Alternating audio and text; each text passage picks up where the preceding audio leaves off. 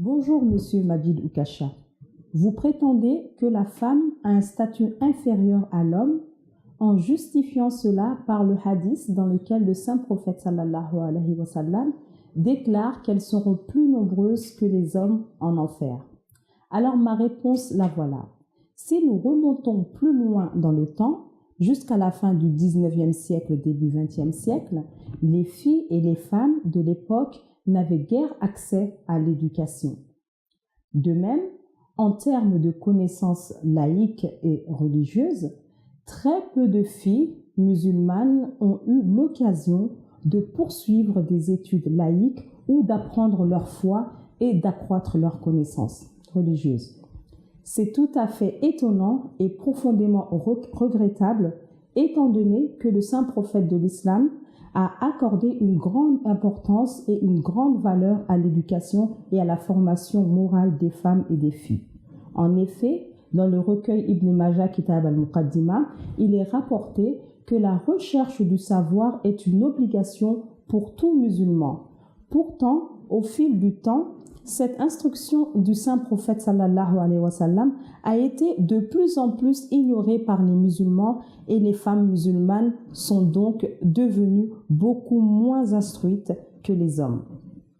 L'une des causes majeures de cette tendance, qui est regrettable, était le fait que de nombreux soi-disant érudits religieux, parmi les soi-disant oulémas, du 19e siècle et du 20e siècle ne voulaient pas que le savoir religieux soit partagé ou diffusé ni parmi les hommes ni parmi les femmes en particulier.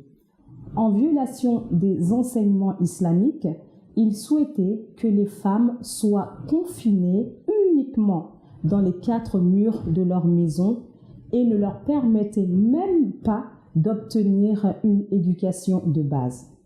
Ici, je voudrais également clarifier une allégation qui est souvent soulevée contre l'islam par ses opposants et qui, malheureusement, est de même partagée par certains musulmans, hommes et femmes. L'allégation se réfère au hadith dans lequel le saint prophète Muhammad sallallahu alayhi wa sallam a dit qu'il avait vu dans une vision de l'enfer beaucoup plus de femmes qui n'avaient aucune connaissance de leur religion, qui n'avaient aucune sagesse ou intelligence et qui étaient ingrates. Sur la base de ce hadith, certains critiques non musulmans ont prétendu que l'islam avait rabaissé et dénigré le statut des femmes, mais tout cela est faux. En réalité, le saint prophète de l'islam se référait aux faiblesses spécifiques qui existaient chez certaines femmes de l'époque, à savoir qu'elles étaient analphabètes, ignorantes de leur foi et ingrates des faveurs qui leur étaient faites, et les paroles du fondateur de l'islam ont été données en guise d'avertissement à ces femmes pour qu'elles se réforment. La preuve de cela réside dans le fait qu'à la même époque, nous voyons comment les femmes musulmanes ont atteint les plus hauts sommets de la moralité, de la vertu et de la connaissance. Par exemple, certaines femmes, notamment Hazrat Aïcha, radiallahu anha, enseignaient l'islam aux hommes musulmans. De même, certains ont combattu dans des batailles aux côtés des hommes et ont fait de grands sacrifices. Alors comment se fait-il que des femmes aussi pieuses et vertueuses soient destinées à l'enfer? C'est impossible. Et quiconque prétend cela a entièrement déformé les enseignements islamiques. Comme je l'ai dit, ce hadith était un avertissement et une mise en garde pour les femmes de l'époque.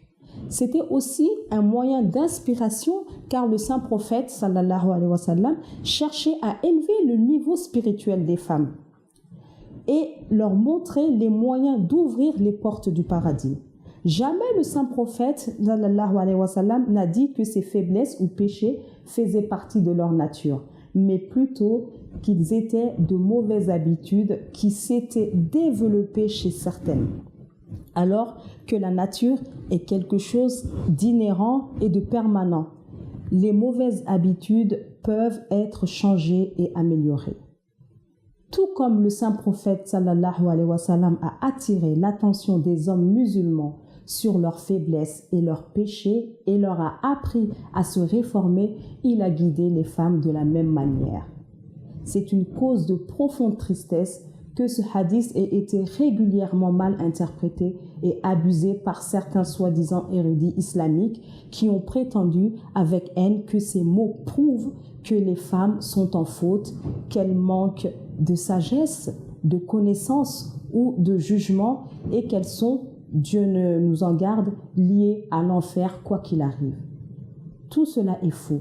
Comme je l'ai dit plus tôt, beaucoup de soi-disant oulémas, c'est-à-dire des religieux, ne voulaient pas que les femmes progressent et ils ont donc interprété ce hadith d'une manière complètement erronée afin de réaliser leur propre programme égoïste. Ces paroles du saint prophète sallallahu alayhi wa sallam n'ont été prononcées qu'en tant que moyen de réforme afin que les femmes puissent réaliser leur potentiel et élever leur statut.